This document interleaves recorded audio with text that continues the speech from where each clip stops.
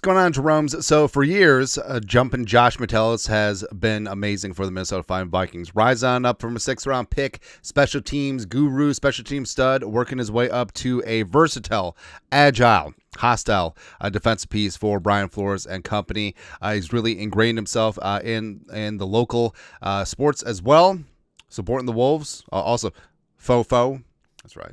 Number 44. Let's go. Getting warnings. On the sidelines. Of course, everyone got a warning, I guess. It happens, man. But we'll almost forgive him dapping up Luka from the first round. Pepperidge Farm remembers, right? But long story longer, Josh Metellus has become a true leader on this defense, and he's really shown up and shown out. Last year, career high for a number of categories, 103 tackles, second on team, 19 pressures, leading all safeties in the league, 87 PFF tackling grade, 4th among safeties, and just playing all over the place. You know, getting 2 picks, 5 passes broken up. He's blitzing, he's Nixon. Maybe not Nixon, no, but he's blitzing, he's fixing, he's just all kind of Ixons, right? And long story longer, Gennaro Felice over at NFL.com did up a list most underappreciated NFL players, top candidate from each NFC team entering the 2025 season, and lo and behold, Josh Metellus named most underappreciated. Now, in a similar list a couple weeks ago, Blake Cashman outside, how about that, was listed as the most underrated, which I think both of these can be true because Cashman's underrated. He really is a straw that stirs the drink on this defense, and Metellus underappreciated. Well, that's going to be rectified here very quickly.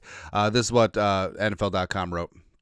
With his impressive renovation of Minnesota's defense over the past 2 seasons, Brian Flores has established himself as one of the most esteemed coordinators in football today, but one of his key cogs hasn't received the national shine he deserves. The Vikings' second leading tackler in each of the past 2 seasons, Metellus is a chess piece Flores moves all over the board. Just look at how Pro Football Focus charted his positional alignment of last season. Box, he's the man in the box. Slot, free safety, D-line. Because remember, he hasn't played a ton of split safeties with Beasley. Metellus basically just like a rover down in the box.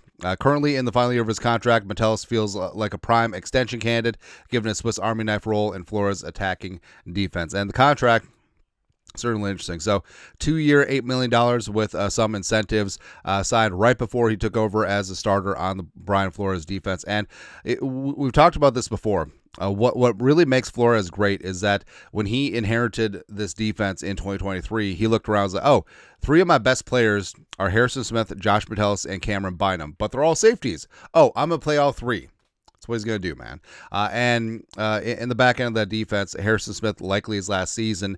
Theo Jackson extended in a similar fashion to Metellus to 1-for-1 replace Beasley. Like Metellus, he's been extremely important, not only on the field production-wise, but also leadership, getting things lined up, and all that stuff. So I think Metellus certainly is a player that deserves to be taken care of. I think that he is underappreciated nationally, but I feel like his Swiss Army knife ability, lining up all over the place and taking on a more prominent role as the years go by, I think that he will get his due. I think that he's going to get paid. I think that he should be a Viking long time. It's beautiful stuff, man. Your thoughts are thoughts. NFL.com names jumping Josh Metellus, the pride of Michigan, the most underrated Viking. Most underappreciated Viking. Nailed it. Let us know your thoughts, our thoughts, comment section. You guys are the best, you know what to do. Skol, production value.